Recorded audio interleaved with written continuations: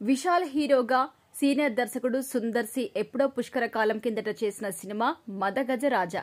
అనివార్య కారణాలతో సుదీర్ఘకాలం విడుదలకు నోచుకొని ఈ సినిమా సంక్రాంతికి కానుకగా తమిళంలో రిలీజై ఘన విజయం సాధించింది.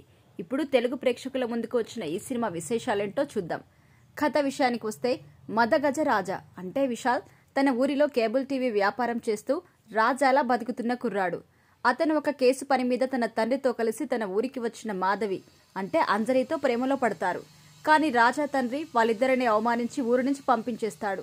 ఆమె కోసం వెతుకుతున్న క్రమంలో తన చిన్ననాటి టీచర్ ఇంట్లో పెళ్లికి స్నేహితులతో కలిసి వెళ్తాడు రాజా. అక్కడ పెళ్లి కూతురికి ఎదురైన సమస్యను పరిష్కరించి ఇంటికి బయలుదేరదామని అనుకున్న సమయంలో తన స్నేహితుల్లో ఇద్దరు తీవ్ర ఇబ్బందులు ఉన్నట్టుగా తెలుస్తోంది.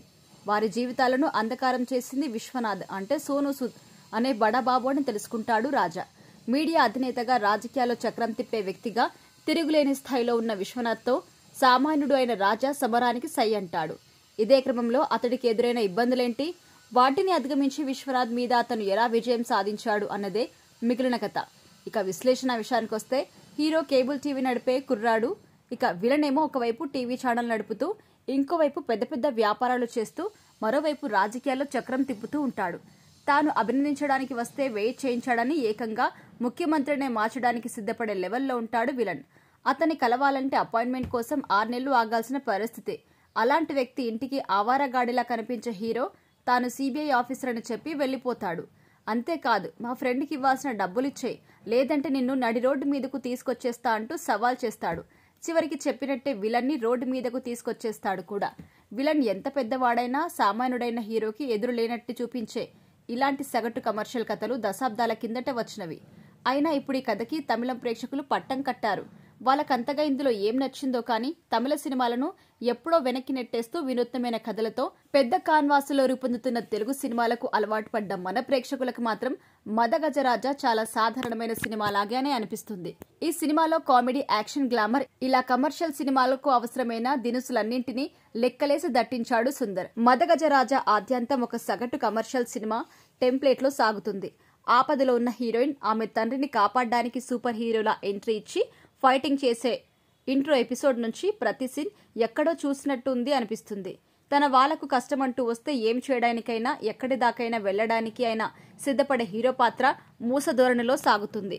అయితే ఆరంభంలోనే సినిమా ఎలా ఉండబోతుందో ఒక అంచనా వచ్చేస్తుంది కాబట్టి దానికి అలవాటు పడిపోయి ఉన్నంతలో వినోదం వెతుక్కోవడానికి ప్రయత్నిస్తాం. ఇక సంతానం తన వింటేజ్ ఫామ్ ని చాటుకుంటూ పంచుల వర్షం కురిపించాడు ఈ సినిమాలో. ఇదొక పెద్ద రిలీఫ్ అని కూడా చెప్పుకోవచ్చు. తన టైమింగ్ కు సూట్ అయ్యేలా డబ్బింగ్ కూడా బాగా కుదరడంతో అతను స్క్రీన్ మీద కనిపించినప్పుడల్లా నవ్వులు పూస్తాయి. విశాల్ నుంచి ఆశించే భారీ ఫైట్స్ కి అయితే డోకా లేదు. ఇక రెగ్యులర్ గా ఇంటర్వెల్ అవి కూడా వస్తూ ఉంటాయి. అంజలి, వరలక్ష్మి, శరత్ కుమార్ గ్లామర్ విందు కూడా బాగానే ఉంది. ముఖ్యంగా వరలక్ష్మి రెచ్చిపోయి అందాలు ఆరబోసింది. హీరో ఏదో ఒక మంచి పని చేయడం, లేదంటే మంచి మాట చెప్పడం, అవతల హీరోయిన్స్ ఫ్లాట్ అయిపోవడం, ఇలా పాట అందుకోవడం, ఇలా నరేషన్ పరంగా చాలా ఏళ్లైతే వెనక్కి తీసుకెళ్తాడు సుందర్. మదగజ రాజాలో ప్రధానంగా టైంపాస్ చేయించేది కామెడీ. కథపరంగా ఎక్కడా ఎగ్జైట్మెంట్ ఉండదు. విలన్ కు ఇచ్చే బిల్డప్ కి అతడి ప్రవర్తనకి అసలు పొంతనే ఉండదు. హీరోకి అసలు ఛాలెంజ్ అంటూ ఏమీ ఉండదు. చిన్న లాక్ వేయడం, దాన్ని అతను ఛేదించి తాను ఏమనుకుంటే అది చేసేయడం, ఇలా వన్ సైడ్ గా నడుస్తుంది కథ. అలాంటప్పుడు ఒక కథలో సంఘర్షణ ఏముంటుంది? చచ్చిపోయిన వ్యక్తిని బతుకున్నట్టుగా చూపించి డ్రామా నడుపుతూ కామెడీ పండించే ప్రయత్నం చాలా సినిమాలో చూసాం. ఇటీవల సంక్రాంతికి వస్తున్నాం లోనూ చూసిన ఇదే కామెడీని ఇందులో ఒక లెంగ్తీ ఎపిసోడ్ గా పెట్టారు. 2 ఏళ్ల కిందట చనిపోయిన మనోబాల ఆ పాత్రలో కనిపించడం చూసి నవ్వాలో బాధపడాలో అర్థం కాదు.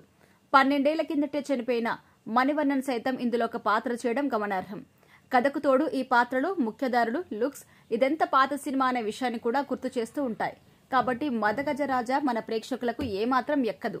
ఇక నటినట్ల విషయానికొస్తే విశాల్ కి ఇలాంటి మాస్ సినిమాలు కొట్టిన పిండి. ఇమేజ్ కి సరిపోయే మాస్ పాత్ర కావడంతో అతను చాలా హుషారుగా నటించాడు. 12-13 ఏళ్ల ముందు చేసిన సినిమా కావడంతో అప్పుడు తన లుక్ కూడా బాగుంది. యాక్షన్ సీక్వెన్స్ లో ఎప్పట్లాగానే అదరగొట్టేశాడు. అంజలి కెరియర్ ఆరంభంలో చేసిన సినిమా కావడంతో తన నటనలో ఇప్పుడున్న పరిణతి కనిపించదు. పెద్దగా నటించడానికి స్కోప్ ఉన్న పాత్ర కూడా కాదు. గ్లామర్ పరంగా మాత్రం ఆకట్టుకుంది. గత కొన్నేళ్లలో తెలుగులో విలక్షణ పాత్రలో అదరగొట్టిన వరలక్ష్మిని ఇందులో గ్లామర్ గా చూసి ఆశ్చర్యపోతాం. అందాల ఆరబోతలో ఆమె ఏమాత్రం తగ్గలేదు. విలన్ పాత్రలో సోను సూద్ నటించాడు.